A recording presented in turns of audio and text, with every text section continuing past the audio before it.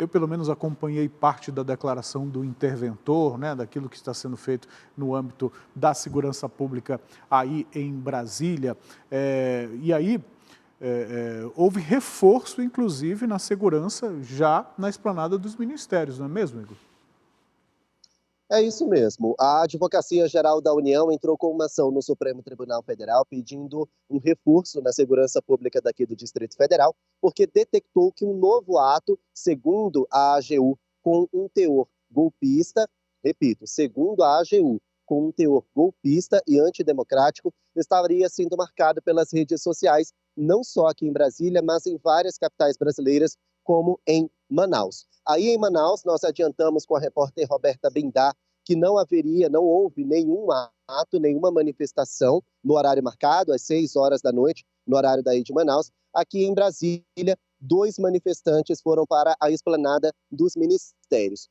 O interventor federal responsável pela segurança de Brasília, Ricardo Capelli, ele mobilizou um forte esquema de segurança. Então, vieram agentes da Força Nacional de 16 estados, praticamente todo o efetivo da Polícia Militar daqui de Brasília foi para a esplanada dos ministérios. Ela havia sido fechada menos de 24 horas depois de ter sido reaberta. A esplanada foi fechada no dia do ato, no dia 8 de janeiro, foi reaberta na terça-feira e ontem o interventor fechou de novo, justamente para impedir que atos antidemocráticos fossem registrados novamente.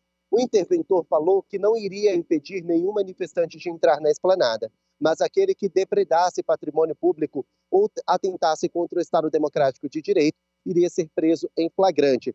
Mais uma vez, eu reforço, apenas 2 manifestantes foram para lá e a esplanada, como vocês podem ver, já foi reaberta novamente, porque não houve nenhum ato. Sobre esse esquema de segurança, nós preparamos uma reportagem. Vamos acompanhar.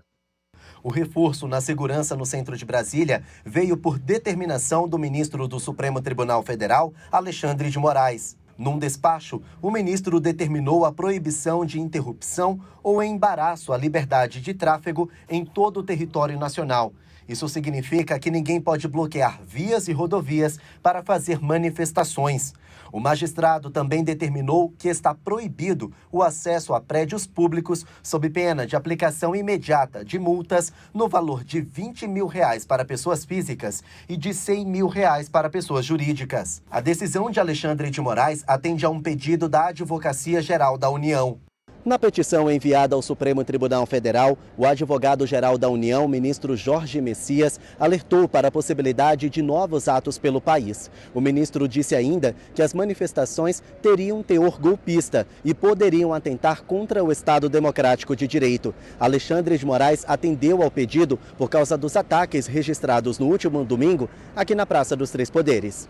No mesmo documento, o magistrado determinou que o aplicativo de mensagens Telegram bloqueie a conta de todos os usuários identificados que estejam planejando descumprir a determinação. A Polícia Rodoviária Federal identificou pelo menos 47 ônibus que estariam saindo de São Paulo para Brasília com o objetivo de fazer atos considerados pelo ministro antidemocráticos. As movimentações obrigaram o interventor Ricardo Capelli a mobilizar um forte esquema de segurança de última hora e a esplanada dos ministérios foi fechada novamente. O direito à livre manifestação não se confunde com terrorismo, não se confunde com atentado às instituições democráticas. O direito à livre manifestação não se confunde com ataque ao patrimônio público, ataque à democracia.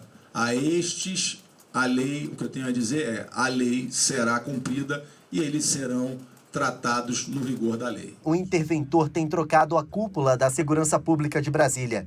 Primeiro, ele exonerou o comandante da Polícia Militar, o coronel Fábio Augusto Vieira. Horas depois, o coronel foi preso porque teria sido negligente ao não organizar uma operação para combater os atos extremistas de domingo. Ricardo Capelli exonerou outros 3 integrantes da Polícia Militar. A decisão foi publicada no Diário Oficial do Distrito Federal. Eu estou aqui e vou acompanhar pessoalmente na esplanada dos ministérios a operação. No domingo, o secretário de Segurança Pública do Distrito Federal estava nos Estados Unidos. Então, acho que essa é uma diferença básica, porque você faz segurança pública com liderança e comando. Primeira questão. A segunda questão é que eu tenho plena confiança no comandante Klepter e nos homens das forças de segurança do Distrito Federal.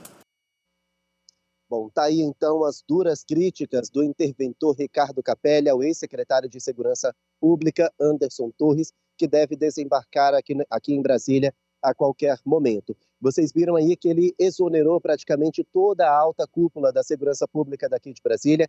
Ricardo Capelli disse ainda, em conversa com o presidente Luiz Inácio Lula da Silva, que tem a missão de despolitizar as polícias de Brasília, principalmente a Polícia Militar e a Polícia Civil. Por que ele disse isso?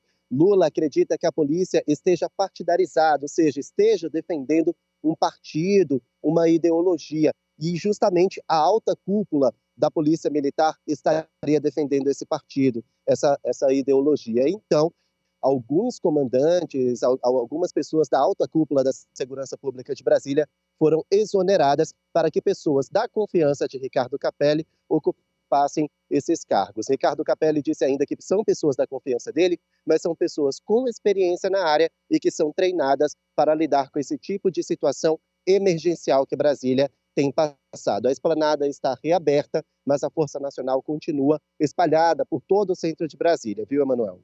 Igor, eu não sei se você e os seus colegas da imprensa que atuam em Brasília percebem alguma contradição entre a atuação agora do interventor federal na segurança pública de Brasília e o que pediu a AGU ao ministro Alexandre de Moraes.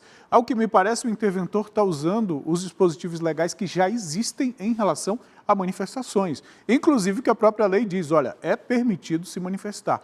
Mas a AGU está pedindo ações preventivas que podem tolher manifestações. Alguém por aí está notando alguma discrepância entre essas duas frentes do mesmo governo, que se trata de um interventor por Lula, e da AGU, que é a advocacia também do governo federal, Igor?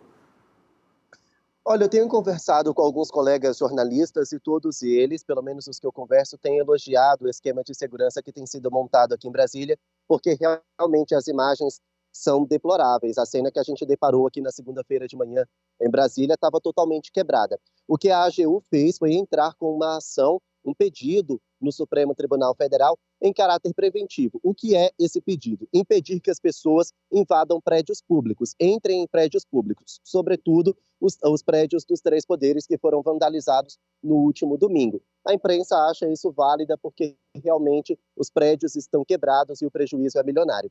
Também pediu para que não haja interdições nem bloqueios por parte de manifestantes nas rodovias. A gente vem registrando já aí vários transtornos, até mesmo de pessoas que são impedidas de entrar em hospitais, de chegarem e perderem cirurgias marcadas, porque as rodovias estavam fechadas por manifestantes. Então, o Supremo Tribunal Federal, numa força-tarefa com a AGU, atendeu esse pedido e agora está proibida a interdição ou bloqueio de rodovias e a invasões de prédios públicos em todo o país. Paralelo a isso, o interventor disse que não vai impedir que as pessoas entrem na esplanada dos ministérios. A esplanada é um local aberto, um local público, mas não pode entrar em locais públicos, justamente por causa dessa determinação do ministro Alexandre de Moraes. Então, parecem ser duas ações totalmente distantes, mas, na verdade, elas são complementares.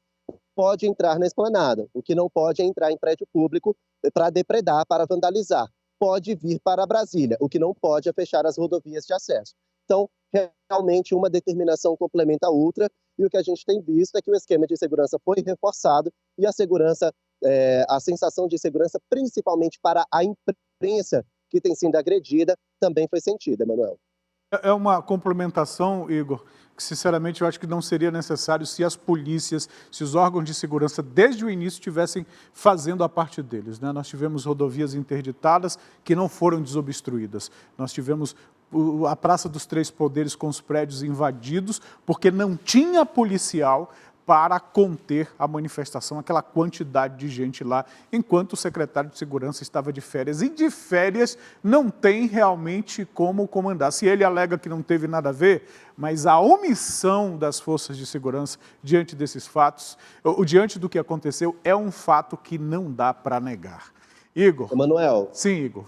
Fica à vontade, pode falar. Só complementando o seu comentário, você está coberto de razão, eu concordo contigo.